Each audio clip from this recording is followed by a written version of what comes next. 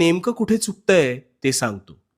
मन लावून शेवटपर्यंत अगदी शांत चित्ताने ऐक. तुझी पहिली सगळ्यात मोठी चूक म्हणजे तुला वाटतं आहे, अजून वेळ आहे, उद्यापासून करतो, पण तो उद्या उजाडत नाही.